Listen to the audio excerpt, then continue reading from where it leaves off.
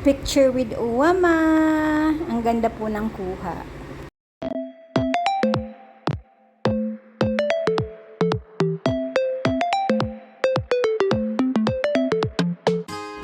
Good morning! Ayan, sabi ko po kay Daddy, i-film mo naman ako para makita nyo naman ako. Hindi nyo pala ako makikita nakatabing yung mukha ko.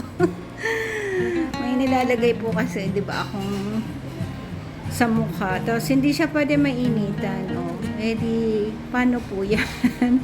Kalimutan ko po kaninang umagang kumuha. Yung pang juice po namin yan, malunggay, tapos talbos ng kamote, tapos dahon ng sili, tapos di ba po gagawa ako ng tsaa, yung bluter natin yung mga flour, sinasama ko po yun sa ating tsaa. Kaya yan, sabi ko po kay Daddy, inom siya nito. Umaga po kami ngayon, nung isang araw po sa hapon namin siya ininom. Tapos sabi ni Daddy, parang na ano po siya, masyado mabigat nga naman sa tiyan. Eh tamang-tama umaga andito siya. Sabi ko umaga natin inumin. Medyo mahirap po hanapan ng oras yung ating green juice kasi dapat talaga maganda, pinakamaganda sa umaga po, no, breakfast. Parang yun ang breakfast mo kasi mabigat po siya. Kasi po ang binibigay ko kay Daddy medyo madami talaga. Ako din po madami din kasi 3 lang kami. Madami din ang iniinom ko kasi iniisip ko nga sayang yung pagkakataon na makakainom ka ng ganong juice. Raw po yun, di ba? Hindi siya luto kaya mas maganda. Tingnan niyo po yan. Yan po yung mga siksikan na hindi na namin na transplant na mga sili. Yan, diyan ko na kinukuha yung mga leaves. Yun na po yung leaves na yan ang kinukuha ko, yung mga siling leaves, di ba? Napapakinabangan. Ano po yan, siksika ng sili. Lumalaki din po kasi ang ganda po ng lupa niyan. Yung mga pinag-anuhan ko po, kitchen waste kong pinag-ano-ano ko lang dyan sa lupa na yan. Tingnan po po. Ang ganda din po ng lupa. At nagbubulaklak. Nakakuha na rin kami ng sili dyan. No? Ayan. Nakakatuwa lang po, no? Pag kahit maliit lang yung garden natin, napapakinabangan talaga natin pagka tayo ay may tanim-tanim. Yan. Kaya lang yun talaga yung space. Maganda talaga yung medyo malaki ang space. Tingnan nyo po yung kay Timmy's Planet. Ang galing! Natutuwa po ako sa kanilang mag-asawa kasi yung panahon po nila, yung oras nila, talagang na-spend nila yung sa bahay, di ba po, kahit nasa bahay. Hindi sila boring kasi madami silang ginagawa. Nakakatuwa. Pero po ang bahay talagang maraming ginagawa. Yun nga lang ulit-ulit. Linis, luto, kami po Groundhog Day talaga, everyday yun lang ginagawa. Kahit may mabagong isa, pero eventually yung bagong trabaho na yun o bago mong gagawin, magiging routine na naman yun. Ganun po, di ba, ang bahay. Ayan po, napakainit, tingnan niyo po, pawis ako. Ba't ganito yung yan, tingnan niyo po, pawis na pawis ako. Konting init lang. Grabe. Hopefully po maging successful yung ating remedy for my melasma. Kagahapon po hindi kami nakapag-juice kasi anong oras na si Roberto umuwi? Diba po? Nakikain siya doon ng pizza. May nagpa-pizza daw po na ka-farmer. Thank you po. Nakakain si Daddy. Andun po siya kahapon. Tapos, yung mga materials na kailangan ni brother, hindi niya po ma-order sa isang kasi medyo mabigat. Ang laki daw po ng shipping fee. Nasa 600 plus, sabi niya. Bibilihin ko na lang to pagka lumuwas daw siya ng Manila. Kasi sa December 2 po, meron kaming binyag po ng aming apo na yun. Anak po ni Doktora. Ano po yun? December 2. Ayan.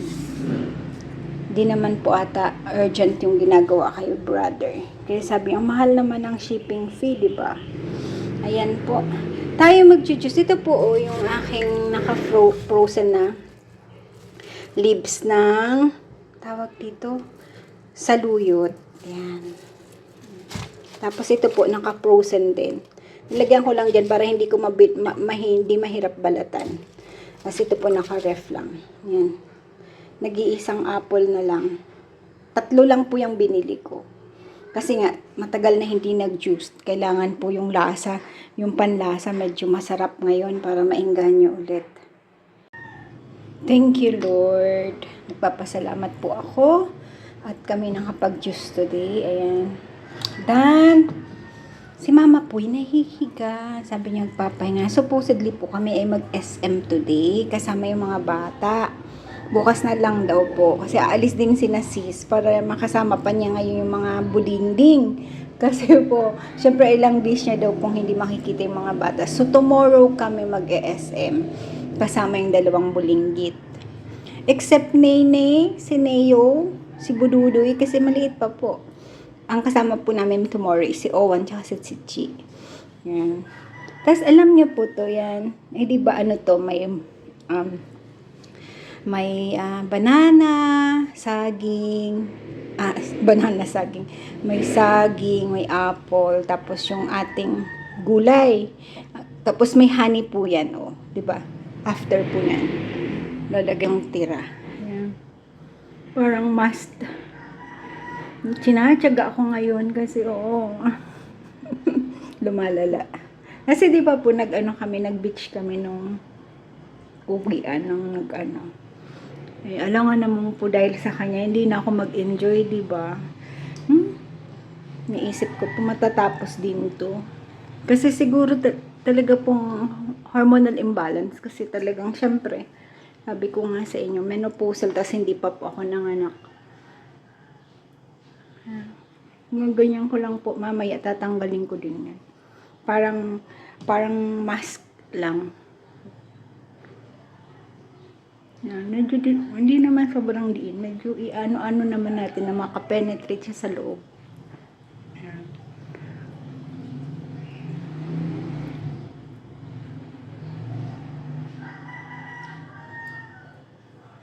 Problema lang po pag may ina-apply kang mga sa mukha. Hindi ka talaga pwede magpainit. Di ba po? Kailangan naka-sunscreen ka.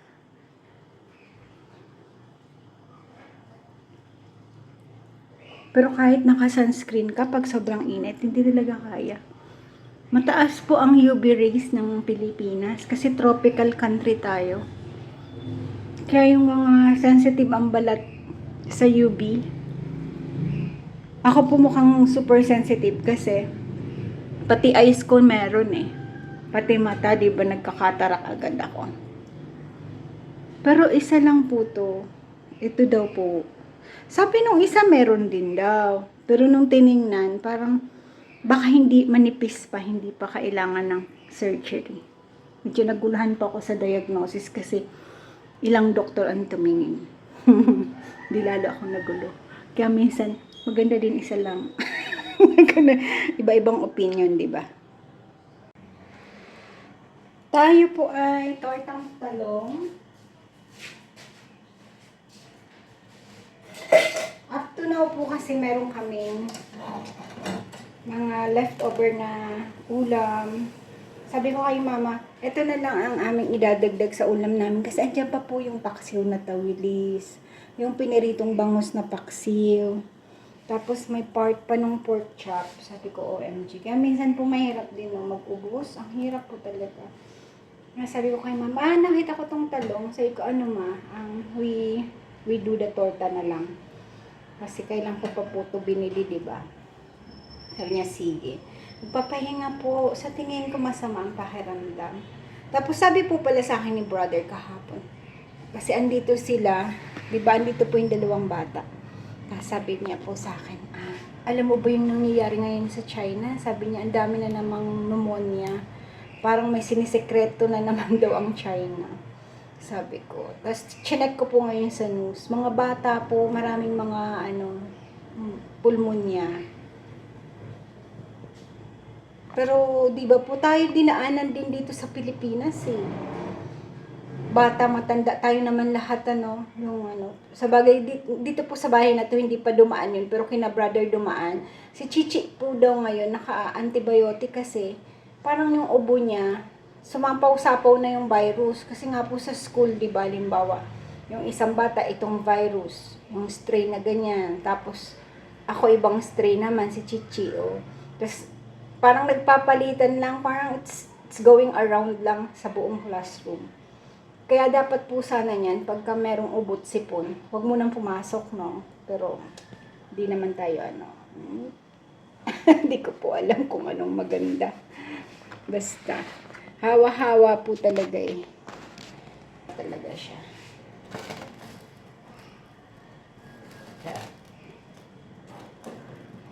Ingat na lang po. Pataasan ang immune system, syempre. Kailangan tumaas pa ang ating immune system or else, yun. Pero kami po, gaya kahapon, si daddy po, di ba sabi ko sa inyo, parang naubo-ubo-ubo siya. Kagabi po nag-oregano kami. As in pure oregano. Si mama pinag-oregano ko na din. Ngayon po siya parang matamlay na hindi ko maintindihan si mother. Sabi ko, mother, magsasabi ka kung ano. Kung, di ba po, kasi pag matanda, mahirap eh. Pero gusto niya po sana talagang mag-SM. Matagal-tagal niya na po yung sinasabi. Kaya nang sabi ko, mama, wait lang, busy pa si daddy. Pero nag-SM po sila, di ba nina bro?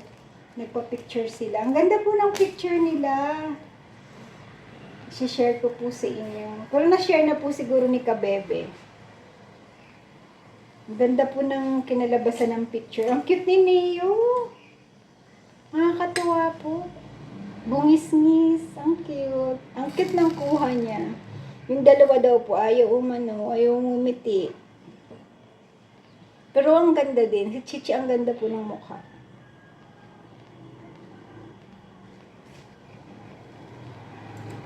Eh.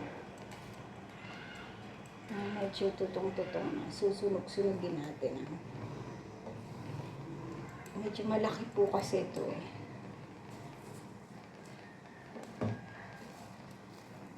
Na po ang ating turmeric tea with pepper. And lalagay po natin ang ating blue ternate. Ayan na po ang ating blue ternate. Slow fire lang. Ano po, hindi ko na siya pinupuno. Tamang-tama lang na tag-iisa kaming tasa. Kasi po nagjujuice kami ngayon. Sinisingit ko lang po ito ngayon sa ating sa ating bawa ng pagka nagpapahinga si daddy, bibigay ko sa kanya. Singit lang ba? Kasi nga, parang nagiging full meal pa yung yung ating juice. Mabigat po yun sa tiyan. Baba, 2 beses na nag-almusal. Ay? You okay? Dali? Sugat? Sugat? Ingat ka. Sabihin mo sa daddy mo mag-ingat. Ay. Ano, Mama Bells? Did you eat the dog food? Nag-eat ikaw? Ang Mama Bells ko. Love you.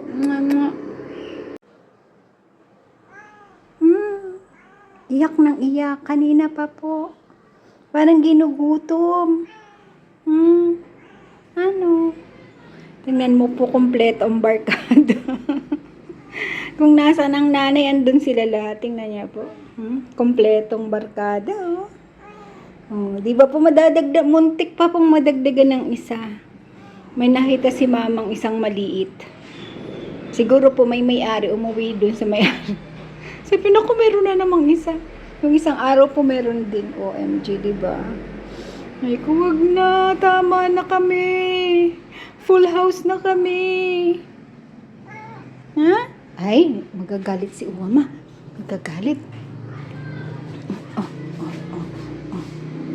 Baba na, baba. Baba. Galing. Galing talaga ng water spray. This is Adora. Ano, dyan na lang. No. Ano na po ako, torta na. Nainit ko na yung ating mga leftover. Torta na po. Nakapagsaing natin. Ano lang po kami ngayon. A very silent morning. Let's do this. Torte. Tortang talong.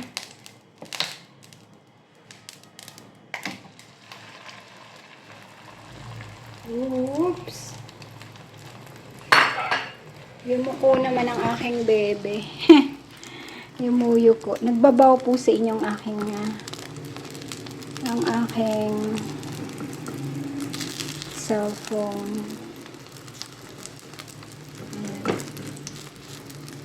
Ano lang po yan. Di ko na nilagyan ng meat kasi may pork chop pa po kami. Diba? Ano na lang po yan.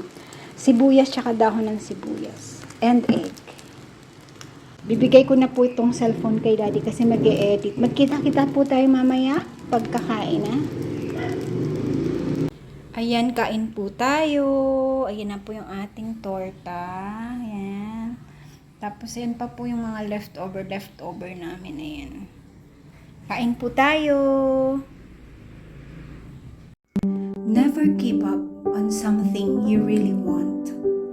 Remember, it's difficult to wait, but more difficult to regret. Trials are not reasons to give up, but a challenge to improve our lives. Trials is not an excuse to back out. It's an inspiration to move forward. Life is never easy, so whatever comes to challenge you, be firm, be steadfast, and be bravest you can be. Lord, our God, whatever trials we encounter right now, we believe that you will help us to solve it. I surrender everything in your holy name, Lord. Amen. Thank you for watching. Please like, subscribe, push that notification bell, and share. Maraming salamat.